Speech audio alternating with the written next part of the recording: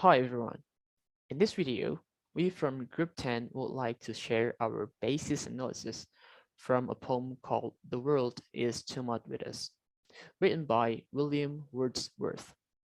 Our group contained myself, Adiliawan M Al Hakim, and my partner, Lewo Say Linowo. In this video, we're going to talk about the poetry's identity. Who is William Wordsworth? What is the purpose of the poetry? Imaginary, lexical thematic dimension, rhythmic acoustic dimension.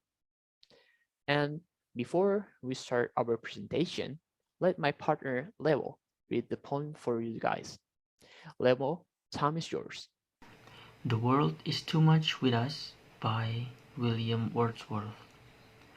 The world is too much with us, late and soon. Getting and spending, we lay waste our powers. Little we see in nature that is ours. We have given our hearts away, a sordid boon. The sea that bears her bosom to the moon, the winds that will be howling at all hours, and are up gathered now like sleeping flowers. For this, for everything, we are out of tune. It moves us not, great God, I'd rather be a pagan suckled in a creed outworn. So might I, standing on this pleasant lea, have glimpses that would make me less forlorn, have sight of Proteus rising from the sea, or hear old Triton blow his red horn. Okay, thank you so much. Okay, the first chapter is the poetry's identities. The word is too much with us is a sonnet because its 14th line of poetry in iambic pentameter because each line contains 5 pent feet of groups that contain unstressed syllables and stressed syllables in that order. That written by William Wordsworth. Wordsworth wrote the poem during the first industrial revolution, in period of technological and mechanical innovation spanning in mid-18th to early 19th century, in that truly transformed British life. Okay, the second chapter is Who is William Wordsworth? Born in Checkermouth, Cumberland, England on April 7, 1770, William Wordsworth was an English poet who was a key figure of Romanticism. He and his friend Samuel Taylor Coleridge invented a new style of poetry in which nature and the diction of the common man trumped formal, stylized language. His masterpiece, The World is Too Much With Us, is one of the examples of his poem that picture the connection between humankind and nature. In the past life, he was the second of 5 children of modestly prosperous estate manager. At the age of 7, his mother, Anne Coxon Wordsworth, was passed away, and when he runs into 13, his father, John Wordsworth, dies. The next chapter is what is the purpose of the poetry? This poem pictures humankind's relationship with the natural world in terms of loss. Due to the impact of industrialism in everyday life, humankind has lost the ability to appreciate, celebrate, and be soothed by nature. To emphasize the negative effect of human behavior, the poem describes it for 3 angles: economic, spiritual, and cultural. The next chapter will be presented by my partner, Lewo Say Linowo. Lewo, time is yours. So the imagery of this poem. So first of all, I would like to say that this poem is separated into 2 parts, and here is why. In the first 8 lines, it tells the audience that the speaker describes the disappointment in society's relationship with the natural. That relationship once shook, but now the community has lost the ability to appreciate, celebrate, and be soothed by nature.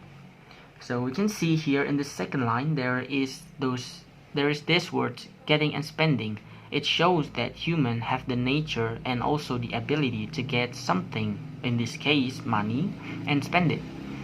In this first part of this poem, this problem about getting and spending is something that is really disappointing. We are not seeing nature as the most beautiful thing. Instead, we are too focused on buying stuff with our money. We buy stuff to gain something which we think they are beautiful. It makes us forget what nature has given to us.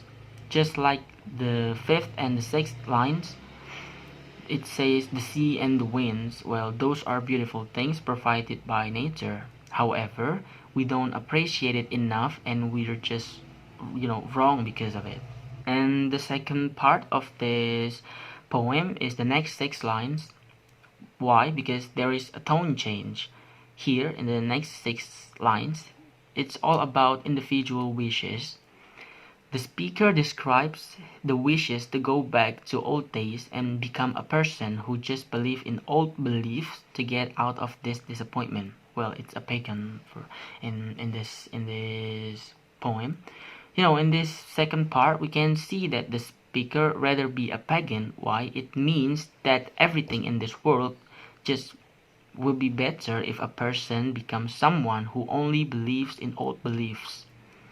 Just like as the poem mentioned some Greek myth which is old, like Proteus and Triton, which we know familiarly as the god of the sea, Poseidon.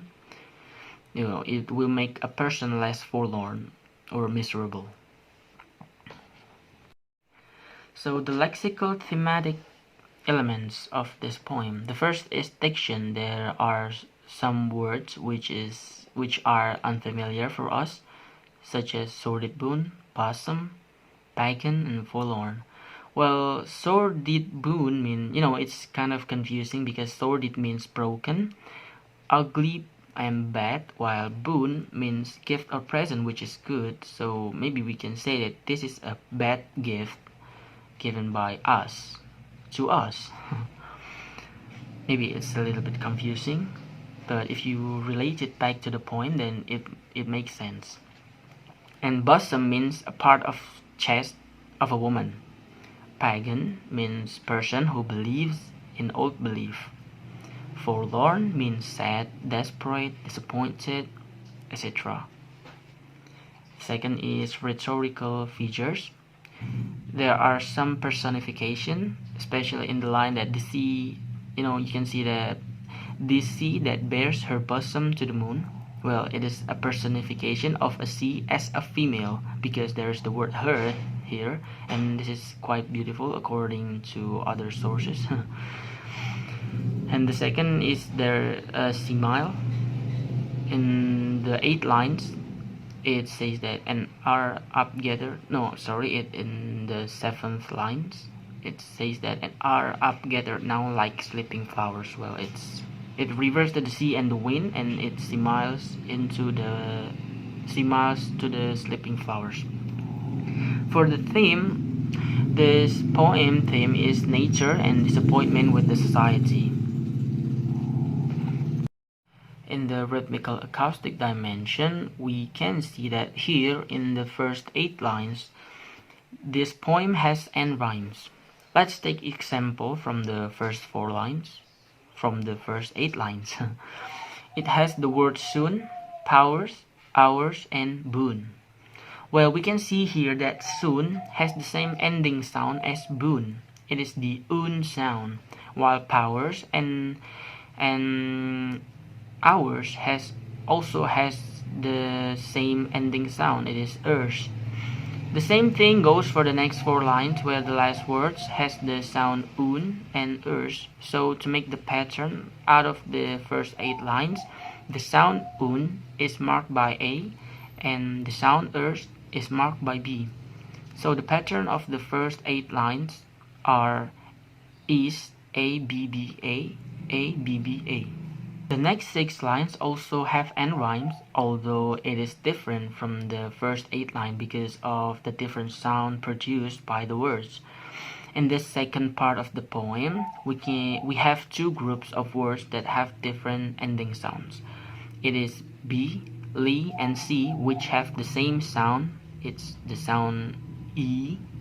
And the second group is outward, forlorn, and horn. They have the sound orn in it. So the E sound marked by C, while the orn sound marked by D. So in the second part of the poem, we can say that the pattern is C D C D C D. Okay, so that's all from group 10, and here are some references to our work. You can check them out later if you want to. There are a lot of interesting things there. And if you have questions, just drop it into the discussion forum in Zipajar. So that's all. Thank you and see you guys.